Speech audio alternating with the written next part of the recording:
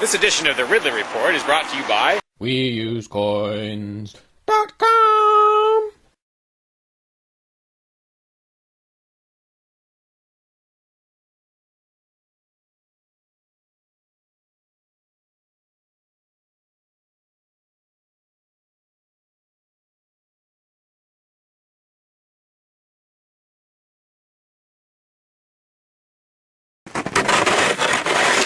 When I was out there a couple years ago, I tried to do a video, I got rid of some of the ice and did a little video about it, suggesting maybe that I shouldn't be the only one.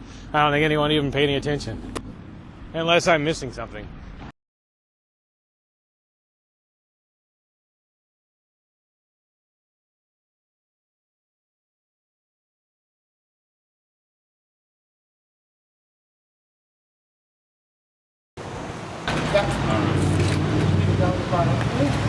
Yeah, Free Staters are always saying more Mayberry, less Fallujah. I'd like to say more Mayberry, less Move. If you remember Move, they were the communist-leaning commune in Philadelphia that was burned to the ground by authorities along with most of the neighborhood.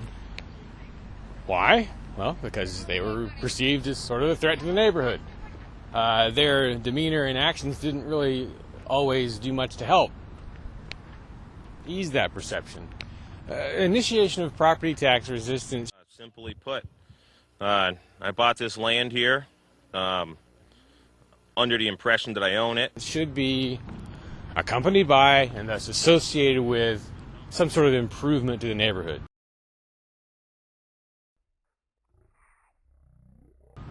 I mean, if you so much as sit on the porch at the CAC and have a conversation, there's a pretty good chance you're going to disturb some neighbors because they're that close.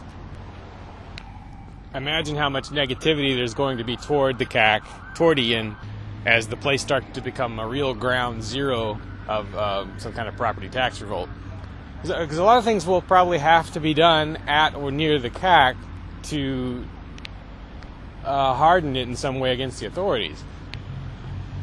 Once that 3-year mark is crossed and the place can be seized, there's going to have to be quite a few people there at all times so that when they come for it, the maximum stink can be raised. But again, it's in such a residential neighborhood that the stink is going to be a double-edged sword.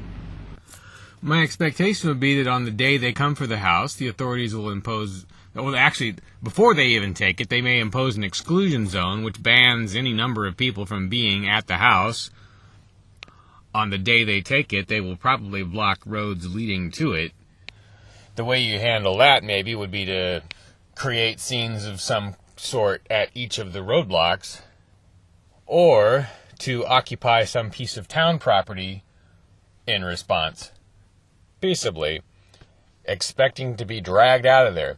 But the goal here, I think, probably should be not just to maximize publicity, everyone already knows that, but to trigger a sort of second or third phase in the property tax revolt, to inspire someone else to do the same thing, hopefully 10 or 15 someone else's.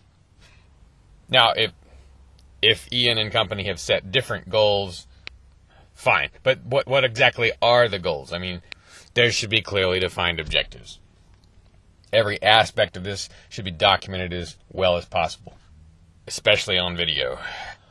What would be relatively ideal is if there were some situation that could be created where the Free Keeners, Ian, whoever, are able to broadcast live inside some ongoing situation. So would that require barricades of some kind? Would it require boarding up the windows? Should there be some method by which the people inside the home can render the home unusable to the bad guys after they've got it? Again,